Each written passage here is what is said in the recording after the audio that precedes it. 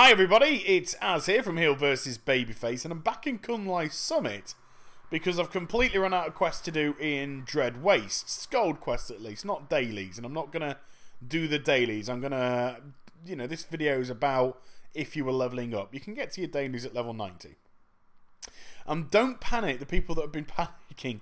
This is merely the final level 85 to 90 video. This is not my final video. There is still plenty more to come from Mr. Pandaria, as well as more stuff soon to be added to the site, which will be taking over from when, of course, Mr. Pandaria beta closes down in just over a week's time. Yeah, not long to go at all. So, what I'm going to bring you in the next coming days, I've already given a hint yesterday. I'm going to be showing you a video on how to get from 0 rep to Exalted rep with one of the factions in less than an hour, about 40 minutes. And to put your mind at ease, because some people have been, this is not an exploit, this is not a glitch, this is not anything against terms of service or anything like that. This is a legitimate way to do it. There's going to be no hot fixing on this whatsoever. It's just the way that this faction has been designed. It could take you hours, days, weeks, months to do it, but my guide is going to show you how to do it in less than an hour. In actual fact, probably about 45 minutes. That's how long it's going to take. That'll be coming out tomorrow, Monday. And then on Tuesday, or depending on how nice I'm feeling, there's going to be a video on some more toys, some more rares, and some interesting short-lived mounts that you can also find on Mr. Pandaria. So all the kill and collect short talk is going to end, and we're actually finally going to get to some more fun stuff as well. But don't worry, I'll also be bringing you the starting zones for the pandas as well. That'll be filtered out throughout the course of next week. But I'm hoping to bring one video of that out coupled with another video.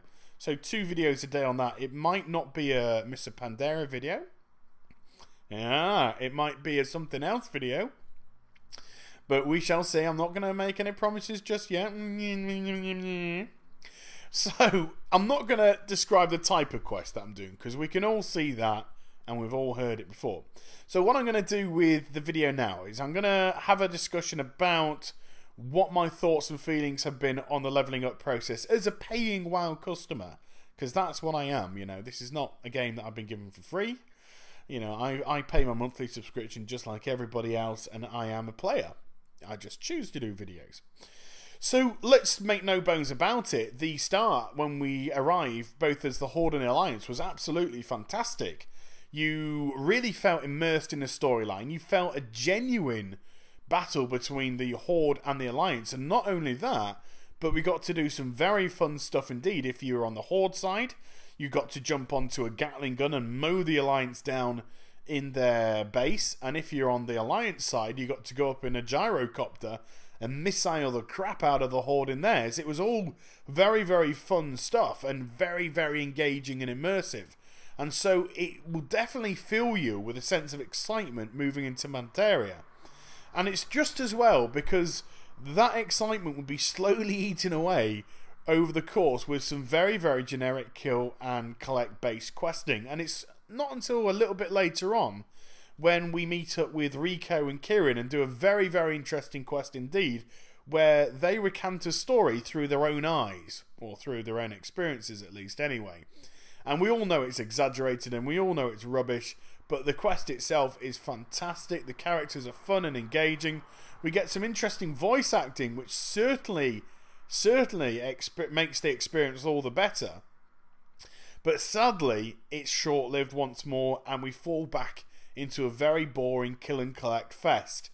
And it's not as if Blizzard didn't have opportunities to introduce more engaging storylines. We had a very interesting thing develop between the Horde, Alliance, Jinyan and Hosen, where the Alliance met up with the Jinyan, and the Horde, which you saw, meet up with the Hosen, and we managed to convince them to go to war with each other outside the Temple of the Jade Serpent, which actually made the statue outside, the Jade statue, crumble and caused the Shire of Hatred to emerge from there.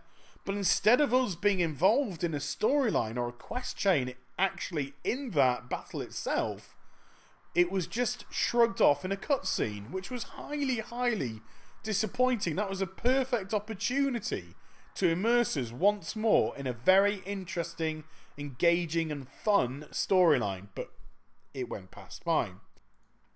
That then took us to Crossrang Wilds, which seemed to wash over us with alarming ease, bar a mini distraction from Sunwalker Desco, which was a shame because, once more, Crossrang Wilds is a very beautiful looking zone with its Mogu ruins and then its wonderful little beaches. And it sort of made me think, with so much water being around Pandaria, it's a very small continent. It's much smaller than Northrend. It's probably only about 2/3 the size of Northrend, if that. Why there are so little water-based quests? Why? It was a perfect opportunity to get yourself submerged in the water and something fun and interesting to do, but never ever materialised. The same when we found ourselves in Dread Waste later with the anglers. We had a little bit of water-based questing, but that was it.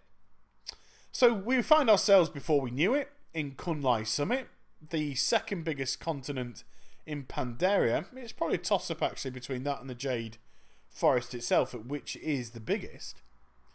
But what I like to call all pants and no trousers, it had a great diversity of landscape, and yet virtually no diversity in questing itself. And again, it was very much like the Hosen versus the Jinyan experience. We found ourselves in a place called Zoichin Village, this small panda settlement on top of a hillside that really did lend itself to some interesting quests because they were being besieged by a group of trolls, the Zandalani tribe. So why on earth didn't we have something very, very interesting to do there? But once more, we were just provided with some very, very generic questing and wanted to just move on before we knew it. It was only until we met up with the Shadowpan towards the back end of Kun-Lai Summit that we saw a genuine change in the questing experience. And that continued through to Townlong Steps. And there was some very, very easy reasons to actually describe why the questing experience improved. And that was firstly because the Shadowpan were written really, really well.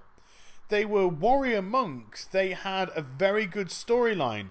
You had some interesting characters which came very quickly to the forefront. We had Suna Silent Strike and her husband and the tragedy that went alongside there. We had these pandas that were willing to lay down everything to fight. And at every turn, when we're trying to make our way to Nisao Temple, we were constantly distracted by more and more pockets of these fighting warrior pandas being besieged, and we then decided to stop and help and move on to our next destination after that. We always felt immersed with them. We always felt part and parcel of what they were doing. And on top of that, there seemed to be lots of nice little tweaks to the generic questing which were being provided up to date. So it was with, again, mass disappointment that once we left the Shadowpan and went into Dread Wastes, we were suddenly provided with more basic generic kill and collect fare. And if I think I'm going to change the world by talking to Blizzard about these kind of things, I'm probably going to be wasting my breath, because if you recently saw the interview with Ghostcrawler where he discusses the dailies, and very specifically the Golden Lotus dailies, he almost heralds the Golden Lotus dailies as a new WoW, a new questing experience. And if you see my videos, they're nothing short of just kill and collect dross. So what he sees and what he describes against what the practical applications are two completely different things altogether. The same with scenarios. If you've seen my videos on scenarios, they're just boring, dull, very weak group quests so far. Admittedly, there is great room for potential with them, but what they've shown us on the beta servers are absolutely nothing whatsoever. And yet, Blizzard have heralded them, and this is a soundbite, as pure WoW. So yeah, fact from fiction. So let's hand these quests in, and let's ding, shall we? Oh, we're going to get a mini cut here. I don't quite understand this cutscene, because it flows us through to Mogushan Palace. So is this really meant to be here? It's probably just telling me, yeah, that's a new dungeon open to you now. So are you going to do it? What? Okay, yeah. I was one mob short. So you are becoming the cannon fodder. Ding! So I hope you've enjoyed all these videos, but this little noob here suddenly changed into this bigger noob here. So thank you very much for staying with me and experiencing this stuff. I'll be back very, very soon with some more and interesting items.